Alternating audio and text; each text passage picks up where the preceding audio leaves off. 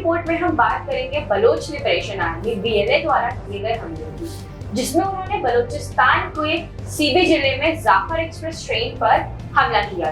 तो आइए जानते हैं पूरी रिपोर्ट।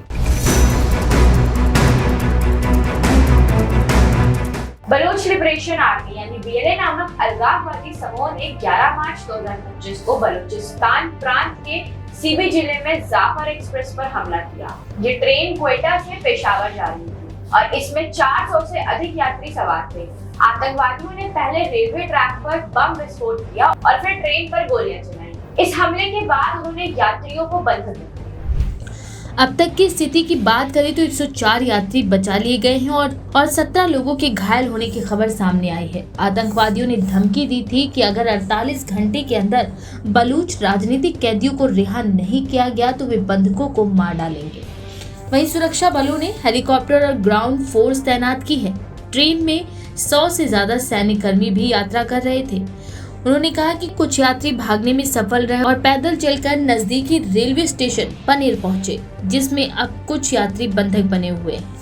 इस हमले के पीछे के कारण ये हैं कि Baloch liberation army BLA Pakistan से बलूचिस्तान की स्वतंत्रता की मांग करता है। ये रेलवे और सरकारी प्रतिष्ठानों पर हमले करता रहा है। बलूचिस्तान पाकिस्तान का सबसे बड़ा और प्राकृतिक संसाधनों से भरपूर प्रांत है, लेकिन यह आर्थिक रूप से पिछड़ा हुआ है। स्थानीय समुदायों में ये भावना है कि उनके संसाधनों का शोषण किया जा रहा है और उनके साथ भेदभाव हो रहा है। BLA के हमलों के पीछे 3 प्रमुख कारण माने जा सकते हैं, जिसमें राजनीति, आर्थिक स्थिति, सुरक्षा व्यवस्थाएं शामिल हैं। पाकिस्तान सरकार बलूच अलगाववादियों पर अधिक कठोर कार्रवाई कर सकती है, जिससे संघर्ष और बढ़ सकता है।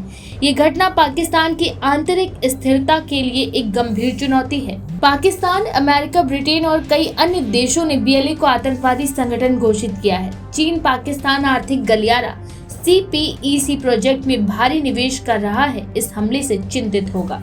अगर पाकिस्तान बलूचिस्तान में सख्त सैन्य कार्रवाई करता है तो उसे अंतर्राष्ट्रीय मानवाधिकार संगठनों की आलोचना झेलनी पड़ सकती है।